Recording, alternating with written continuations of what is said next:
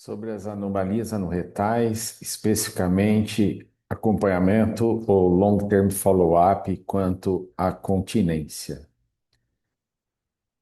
As anomalias anorretais, elas podem ser simples ou complexas. Em termos de espectro ou de exemplos extremos, a fístula perineal como algo mais simples e a estrofia de cloaca como algo mais complexo. Independente da forma mais simples ou mais complexa, os pacientes com anomalias anorretais, eles podem evoluir para continência ou ter um distúrbio de eliminação caracterizado por constipação, onde eles são retentores e têm perda fecal secundária à impactação, ou podem ter uma insuficiência esfincteriana, uma incapacidade completa de reter o mínimo de conteúdo, se tornando incontinentes, resultando da mesma forma no escape fecal. A continência fecal, por sua vez, ela envolve vários fatores anatômicos, estruturais e funcionais que podem estar comprometidos na anomalia no retal, entendendo a anomalia no retal como desenvolvimento caudal incompleto.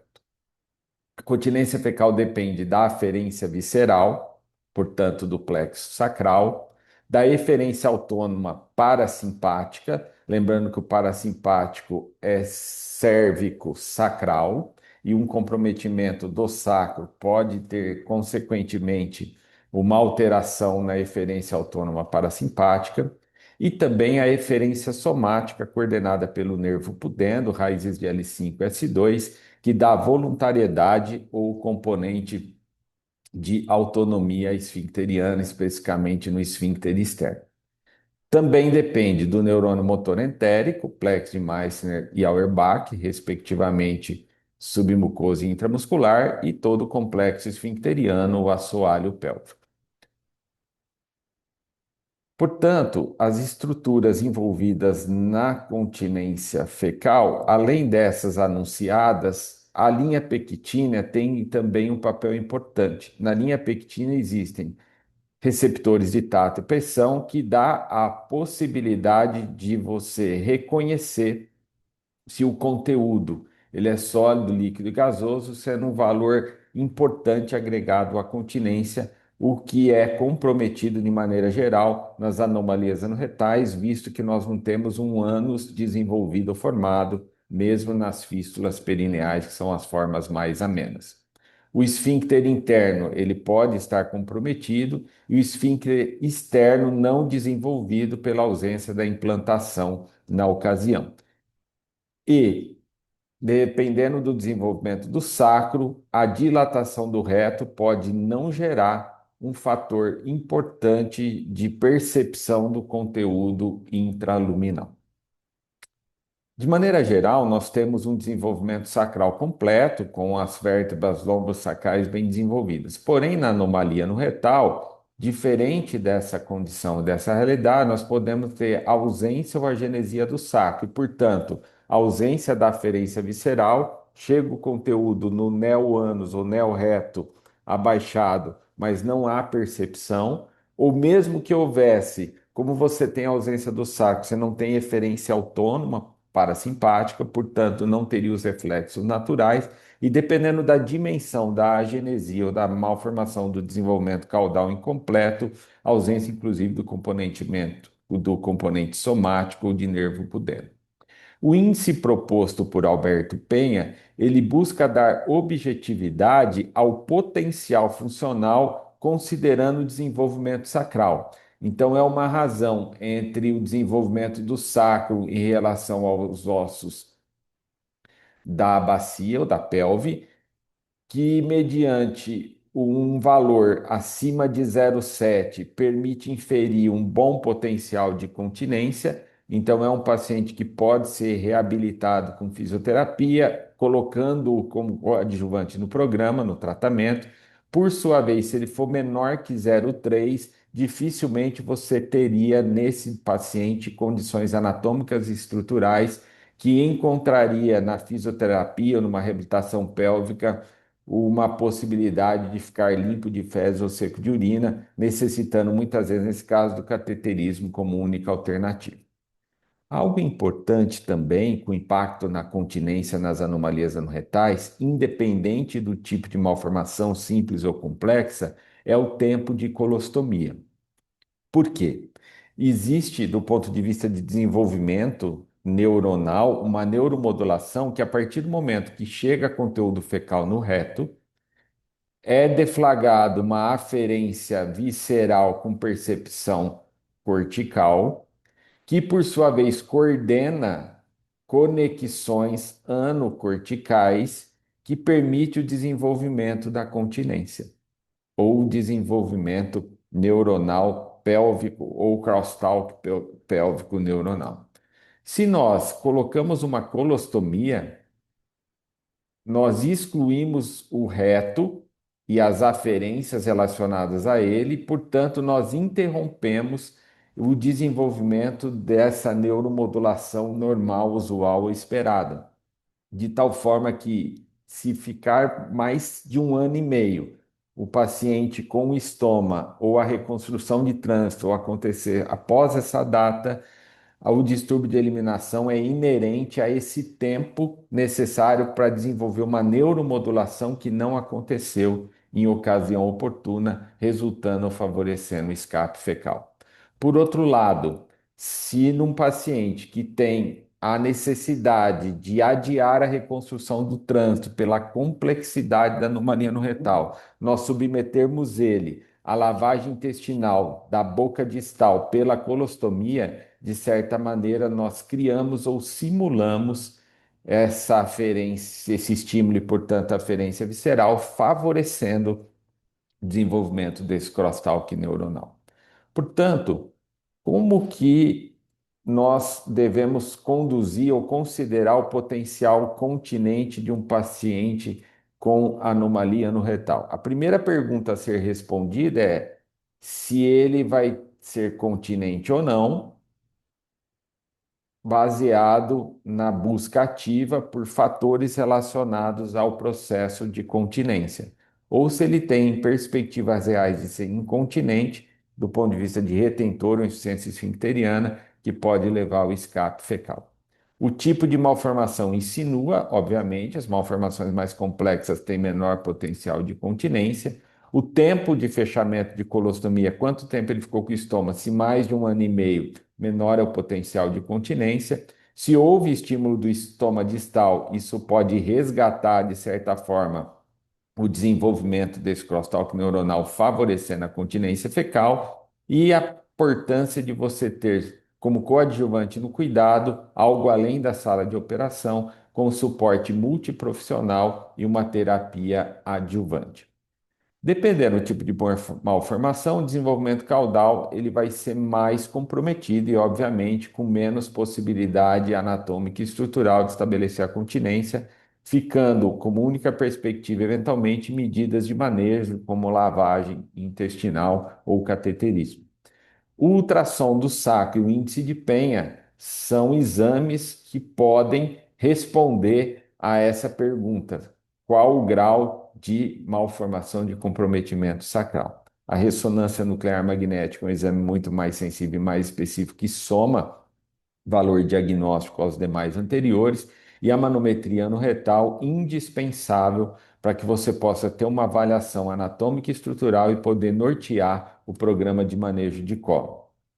O tempo de fechamento de colostomia, quanto mais precoce, principalmente antes dos 12 meses, melhor é o potencial por conta da possibilidade de desenvolver aqueles circuitos neuronais e, na impossibilidade de reconstruir o trânsito antes desse tempo, estimular o estômago distal após a anorretoplastia pela via sagital posterior ajuda sobremaneira o desenvolvimento dessas conexões, favorecendo a continência após o fechamento da colostomia.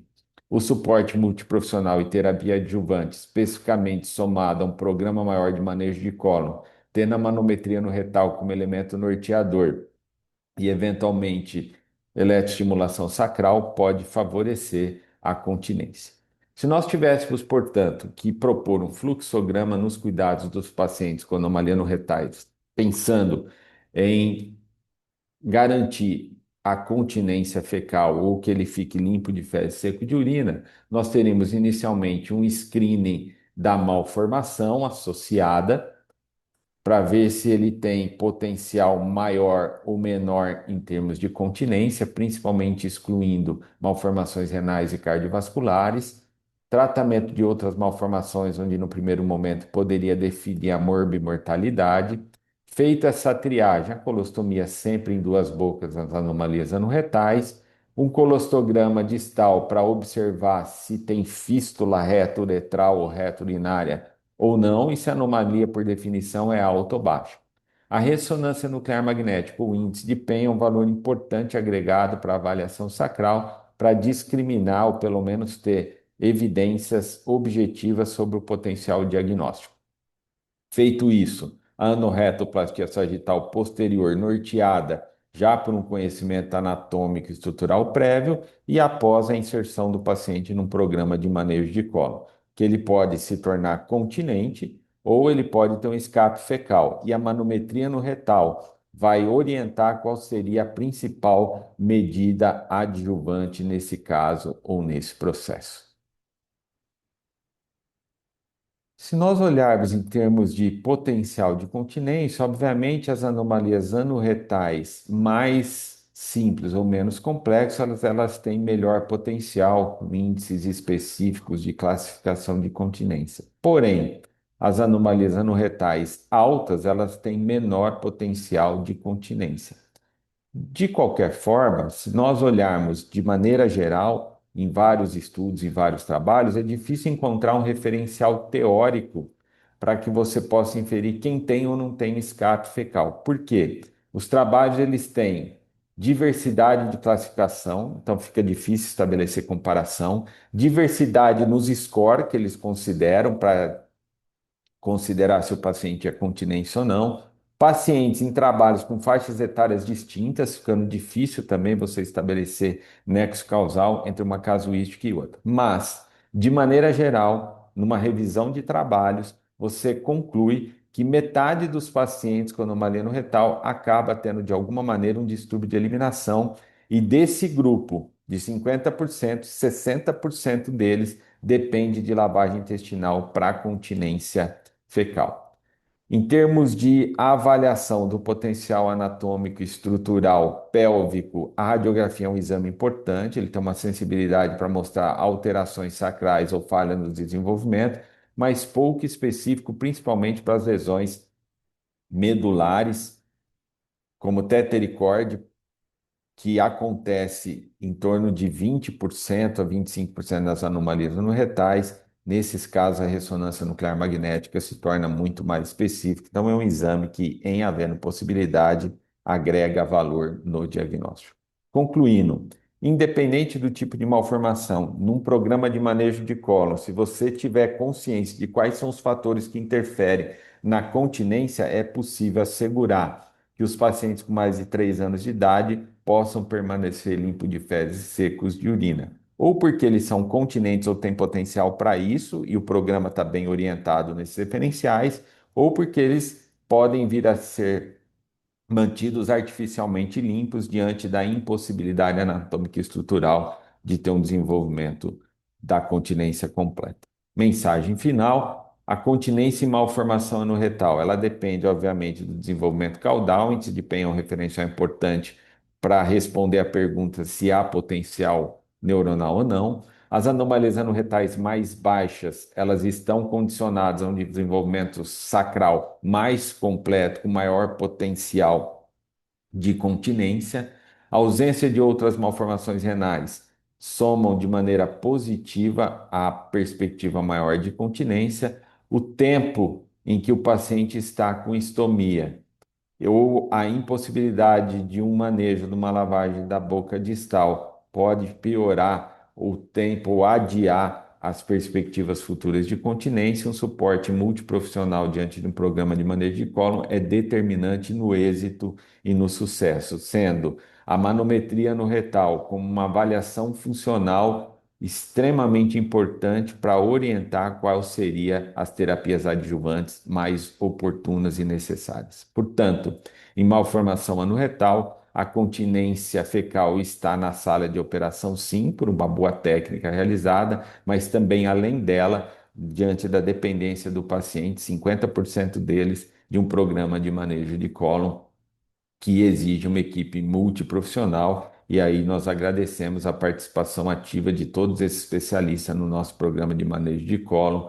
desde nós, a cirurgia pediátrica, mas também a nossa nutricionista, os nossos três enfermeiros, as nossas duas assistentes sociais, nosso psicopedagogo, nossas duas fisioterapeutas, o a equipe da Gastropediatria, que sempre presta interconsultas valorosas para nós, a radiologia do nosso hospital e a patologia que dá um suporte à interpretação e soma ao nosso laboratório de prova funcional, a equipe de enfermagem e os nossos fellows que realizam os exames de manometria. Muito obrigado. Desejamos que essas informações possam somar a formação de todas e todos vocês, garantindo um bom diagnóstico e, naturalmente, uma boa orientação para o manejo de cólon dos seus pacientes com anomalias anorretais.